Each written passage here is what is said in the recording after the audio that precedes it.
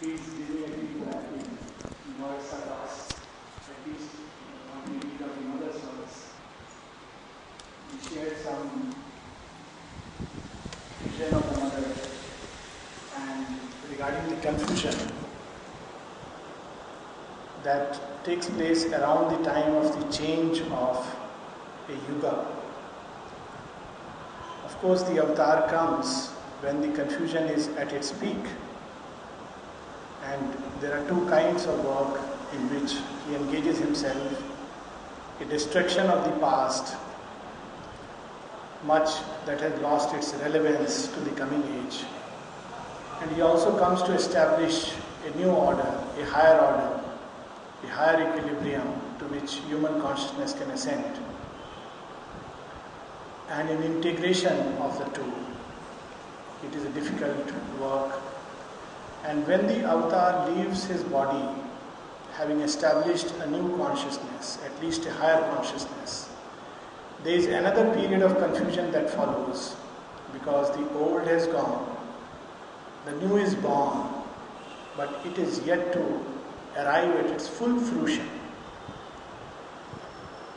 We see that period intervening now.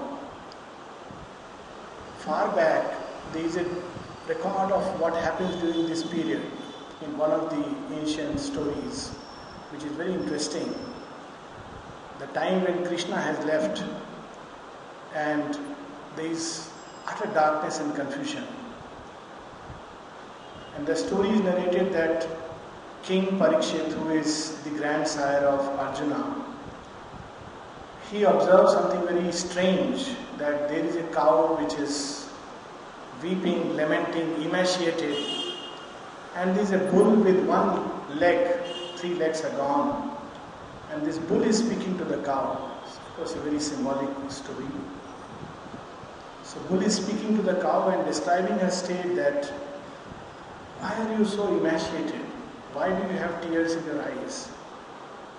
And in the story itself, in the narrative, the bull addresses the cow, that I know you are Mother Earth and you are suffering like this. I know your calf is dead.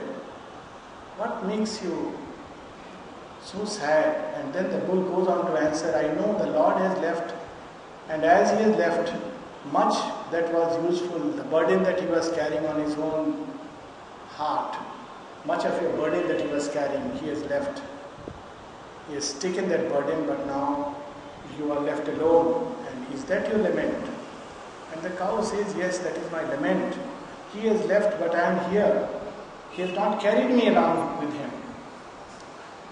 Meanwhile, the king comes and sees that this lame bull, standing on one leg, there is a man who appears and he starts beating with a stick, trying to break that single leg which is there. Naturally, the king stops, threatens this man.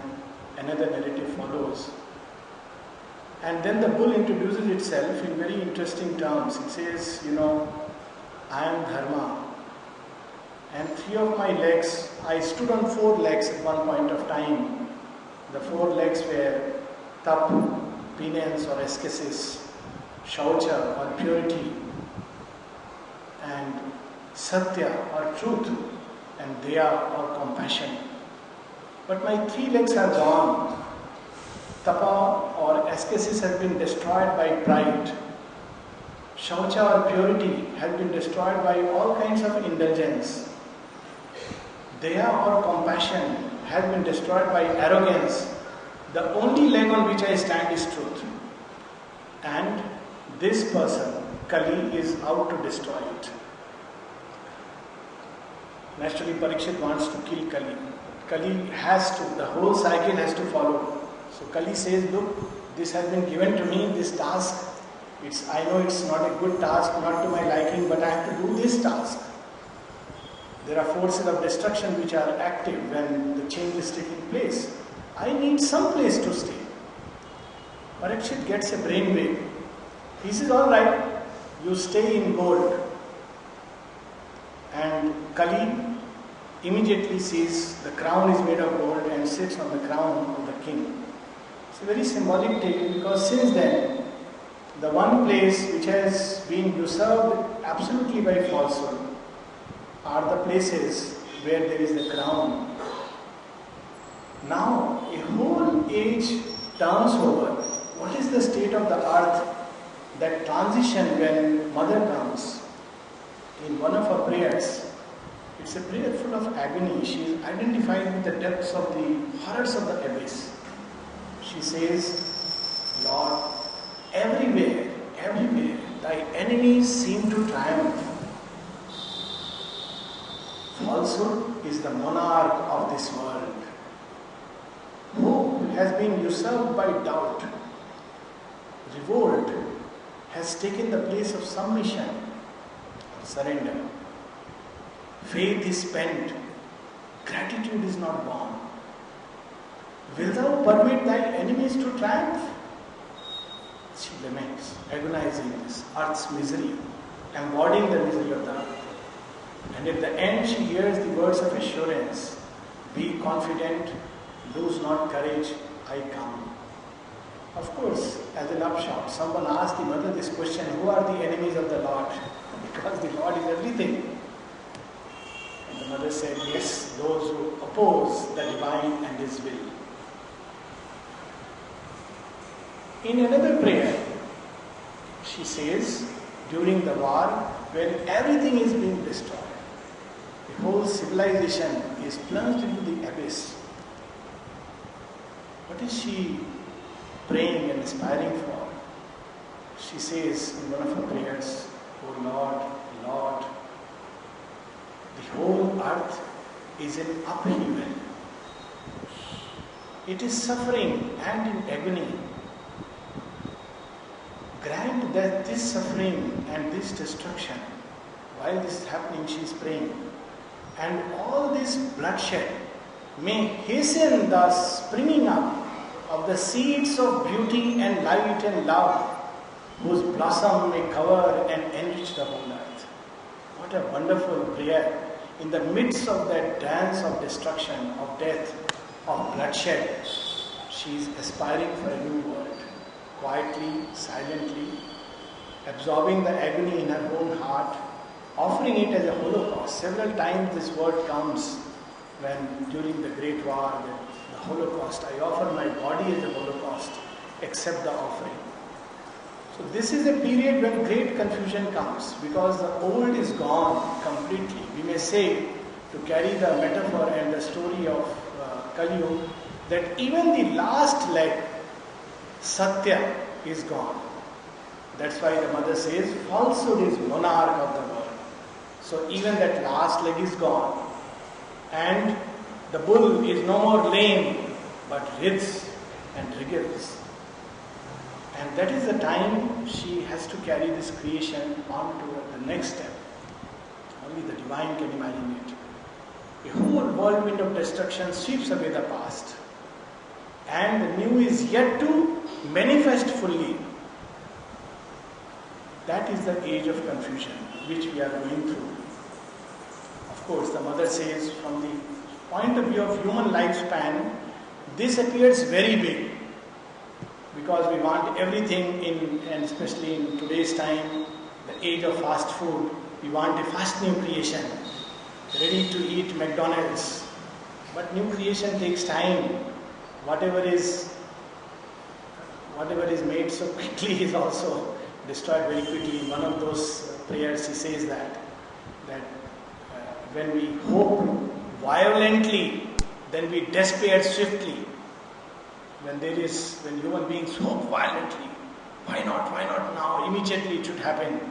So the despair also comes very swiftly. There are people, Aurobindo says in the ashram, who were shocked when first death took place. And they wrote letters. We thought we are going to be immortal. Didn't you promise immortality? And it took, Aurobindo had to write letters to explain, it's not like that. And its immortality is the last crown, the physical immortality. Of course, before that there is a consciousness of immortality which one can arrive at. But even for that one has to labor. It's not like served on a platter. And the physical immortality is the last crown of this evolutionary effort. So we see today humanity stratified into these three layers, which adds to the confusion. Mother speaks about it. One layer which clings to the past desperately. Oh, this should be saved. This is so precious. This is so good. It's gone. Last time we read something which the mother says, the values of the old world, they are not going to help us. They are gone. And she did not mention what is it that the mother critically says. There are things which are regarded as very, very useful and precious in the old world, but they are no more useful. They had no value.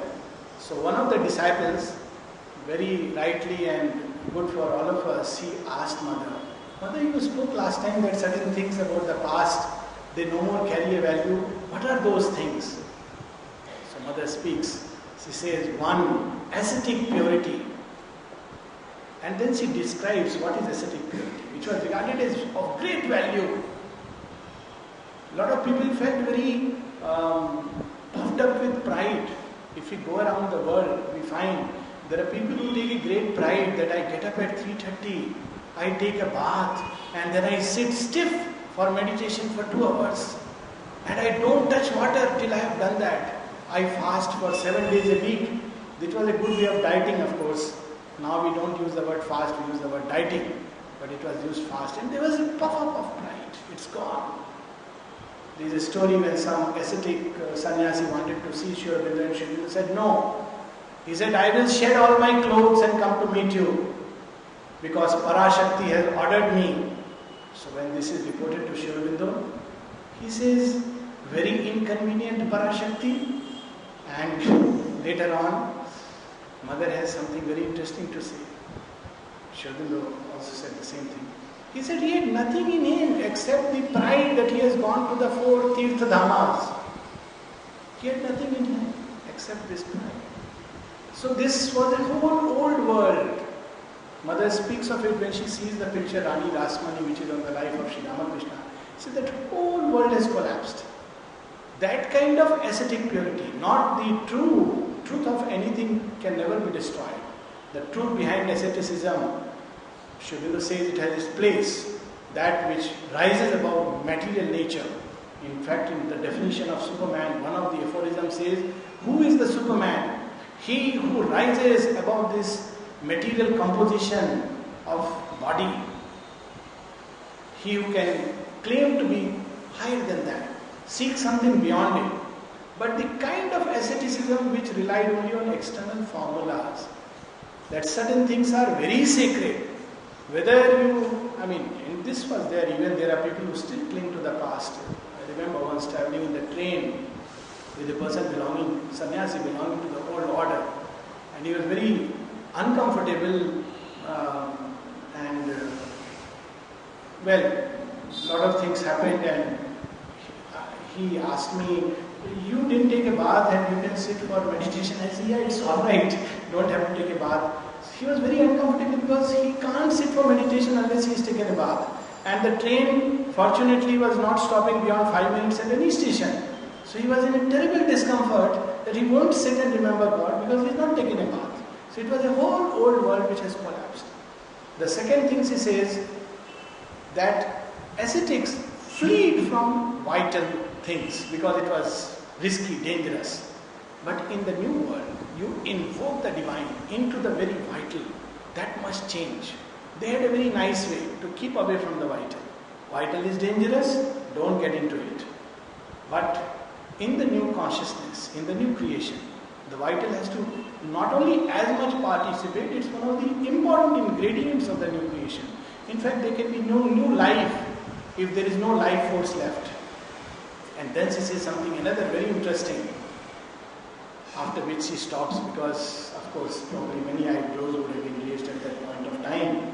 She says that, certain things which were regarded as sacred, like the institution of marriage, all that has no relevance. And then she, of course, turns the conversation in a very different direction.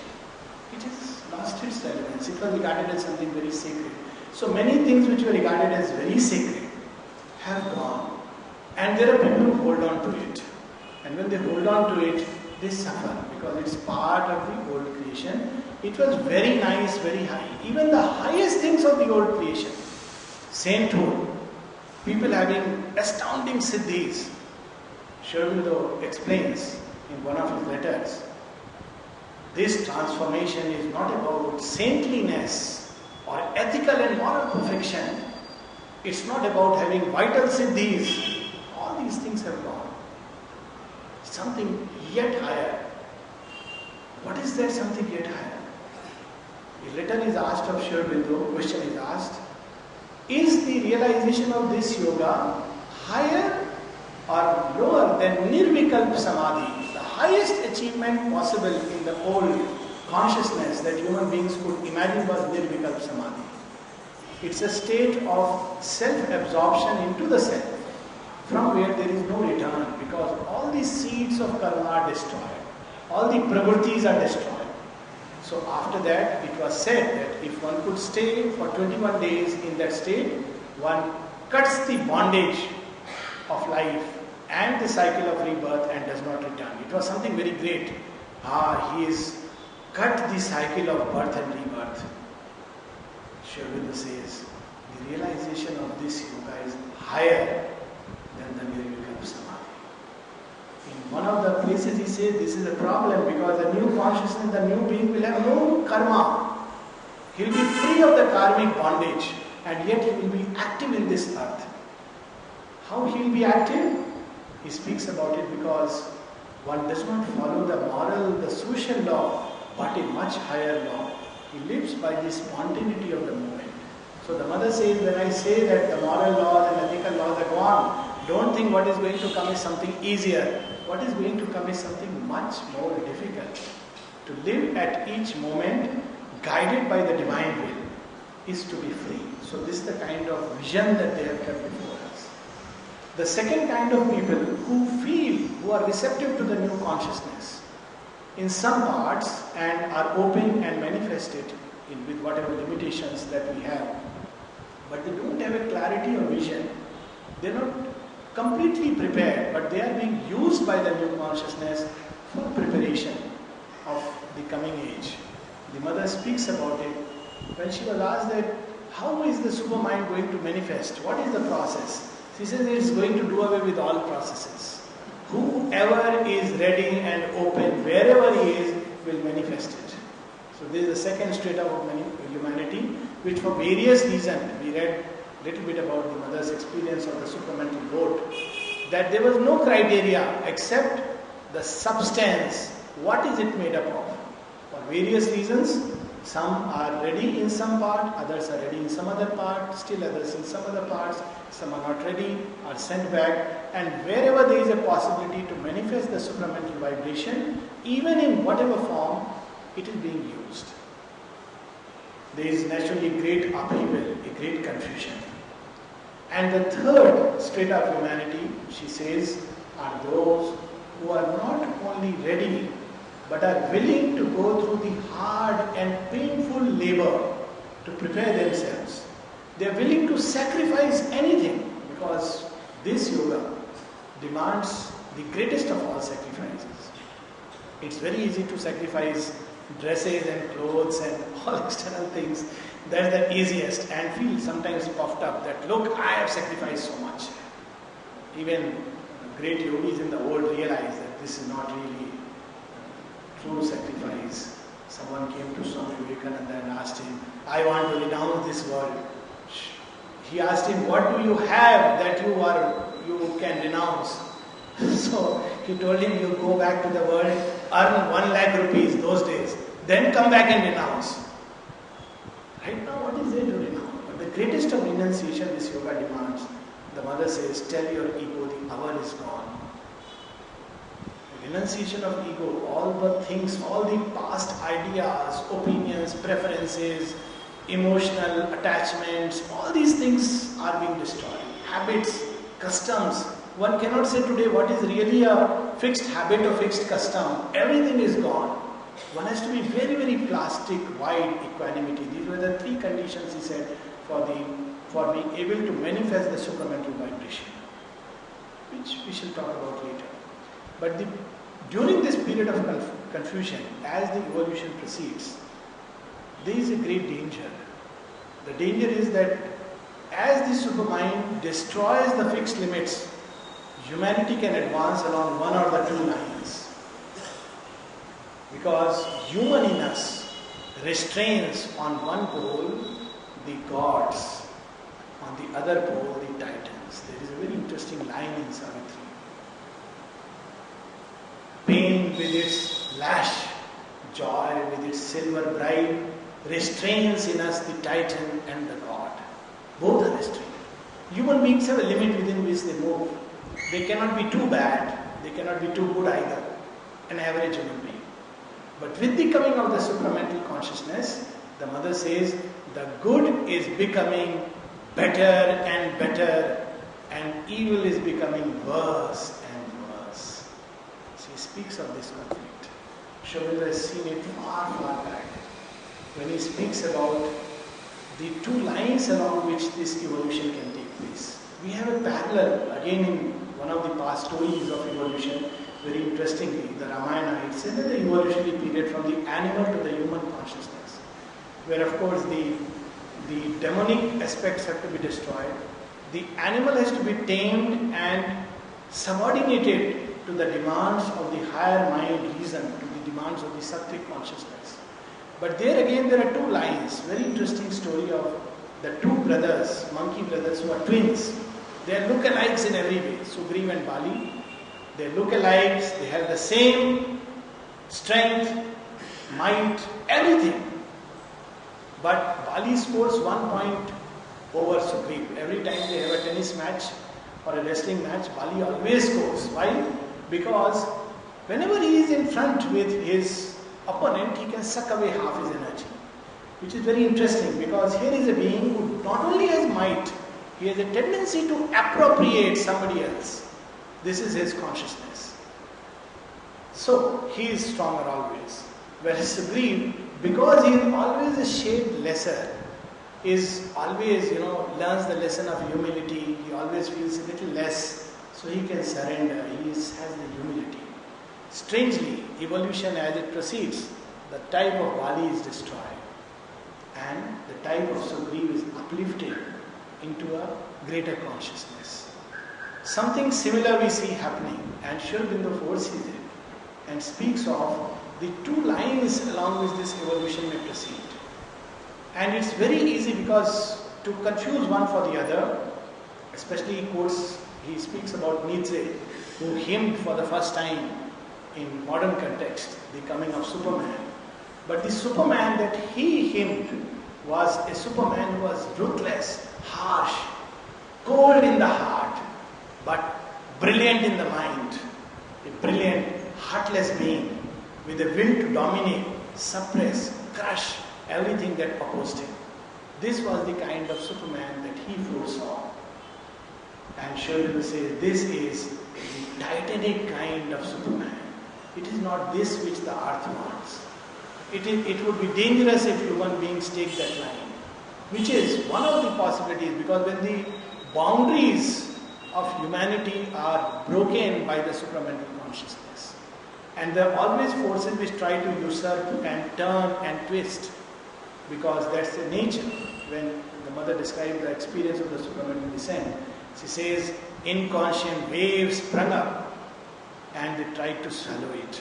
Of course, they cannot, because by its nature it is truth consciousness. And of course, the task is also much more formidable. It is not to destroy evil, but to transform it. But there will be a kind of advance where the human consciousness will take to a titanic kind. And even in yoga, Aurobindo speaks of the contact with this consciousness. He says the time comes when the boundaries of the ego are broken and one enters into the cosmic consciousness. And he says one has to be very, very cautious, because that is the time.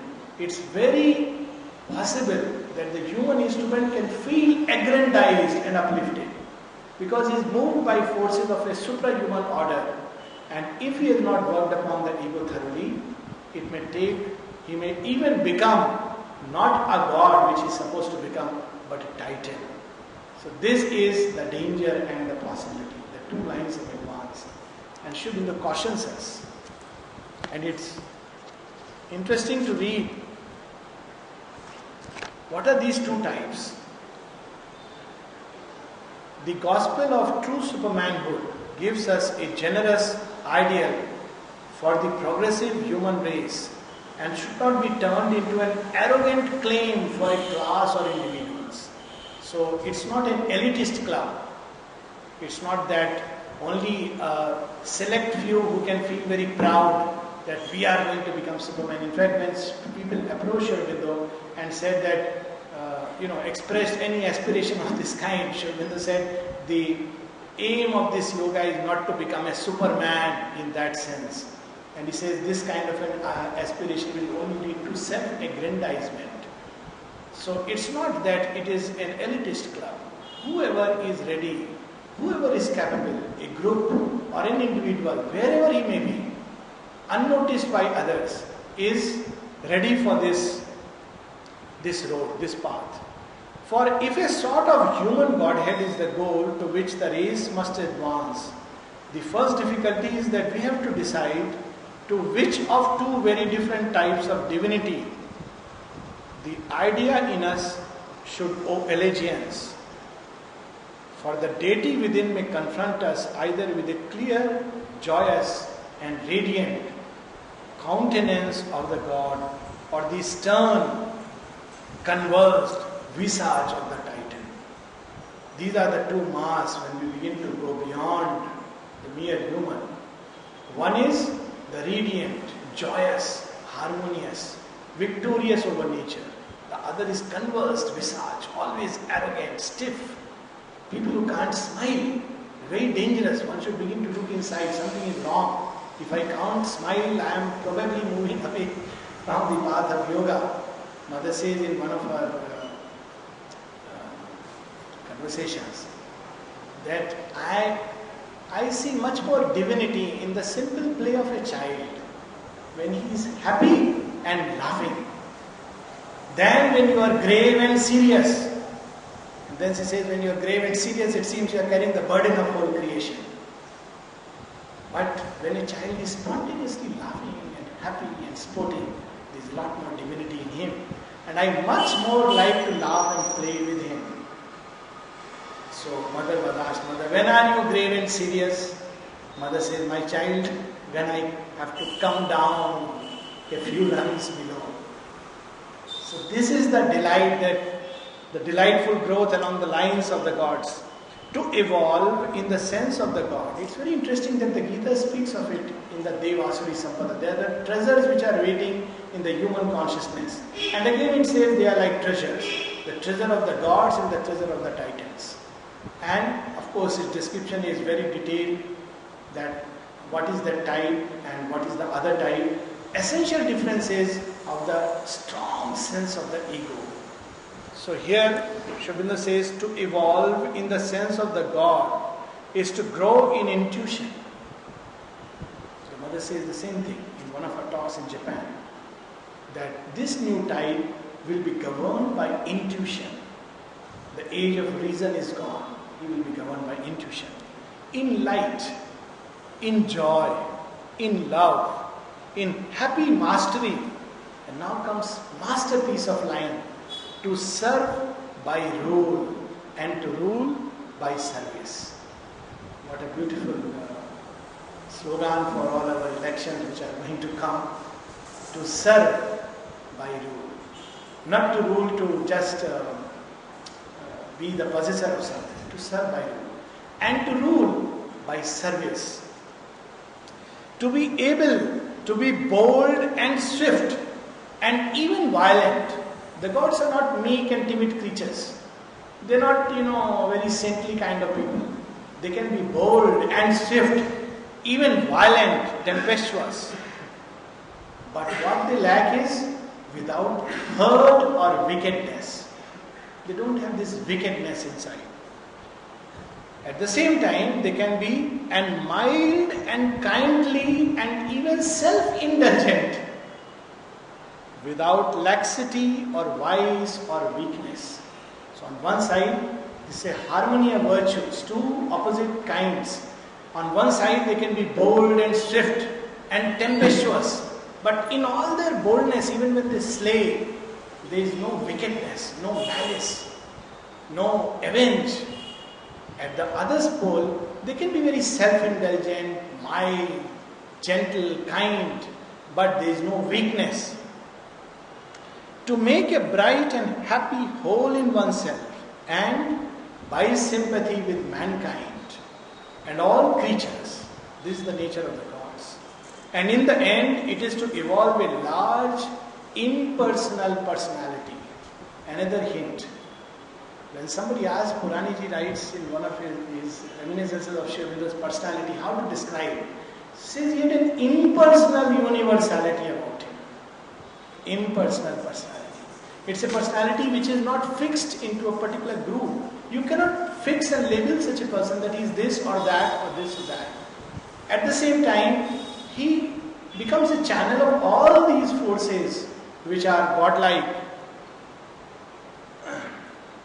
Impersonal personality, and to heighten sympathy into constant experience of world oneness. For such are the gods, conscious always of their universality and therefore divine. Even when they act on a point, they are always conscious of their universality. It is to take all qualities, energies, joys, sorrows, thoughts, knowledge, hopes, aims of the world around us into ourselves. How the mother and children do everything. They are obviously the first supermen or supramental beings. How even the smallest things they would not ignore. The slightest things. How patiently they would reply to letters after letters of doubts, even revolt. They would not say with a supramental arrogance, who are you, you poor creature? Have I not written in Synthesis of Yoga? Read it. They take pain after pain, nights after nights, even with a failing sight. There is such touching reminiscences. One of those when, in one of the, I hate to say, later years of the mother, when she is not well, and she asked Champaklal, should I work or take rest? Champaklal says, work, mother. Mother asks him, why? He had been trained by her. He says, mother, you have come for that. What a beautiful. And what kind of work? She would go out, go down. And then he says, the whole day the mother was busy, seeing people, attending to correspondence till late night, but nobody could come to know that she is not well. She is not lamenting. This is the kind to grow in the nature of the gods. To be so humble of the humblest and yet be so powerful at the same time. So here it is to take all qualities, energies, joys, sorrows, not to throw them away and be isolated in oneself. That look, I am a supramental being. So here she is saying, taking all these into oneself. Sorrows, thoughts, knowledge, hopes, aims of the world around us into ourselves and return them, enriched and transmuted in a sublime commerce and exploitation. This is the commerce of the superhuman being. It takes sorrow and returns back joy. It takes doubt, returns back hope. It takes loss of faith and gives back faith. The gods work often veiled by light or by storm drift. They do not disdain to live among men, even in the garb of the herdsman or the artisan. They are very humble people. They don't behave like gods. If somebody behaves like a god, then sure enough, the person is very far from being a god.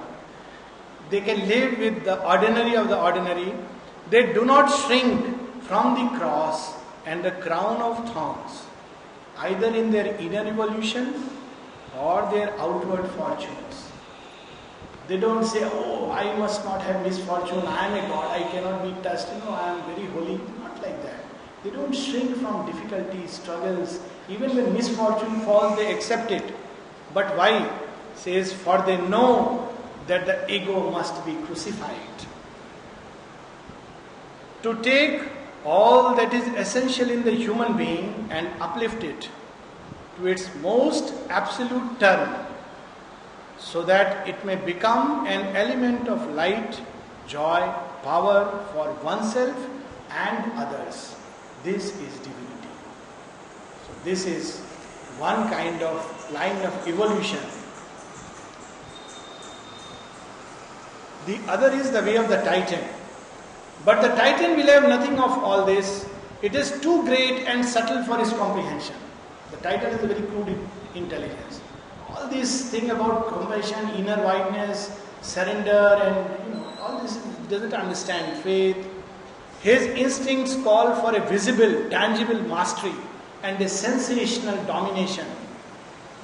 How shall he feel sure of his empire unless he can feel something writhing, helpless under his heel? Look at the contrast. On one side we have the Lord of Lords, Aurobindo, who says, I wrap the wide world in my wider self. London and Tokyo and Paris, my spirits sing are. I am the bird. Man's countless misdeeds and few good deeds take place within my lonely breast. I am the beast he slays, the bird he feeds and saves. He is living in that boundless consciousness. And yet, the life, he and the mother, perfect example of divine Superman, that the mother in 53 has her own role for so many years. 1920 component for 33 years. Of course, now we are much better, and the first thing that as aspirants to yoga we want is a good place to stay. How can we do yoga without a good house? And we need all the best things. And she provides it. But look at the way, the sign of the divine Superman. But the Titan wants somebody under him. For he is the son of division and the strong flowering of the ego.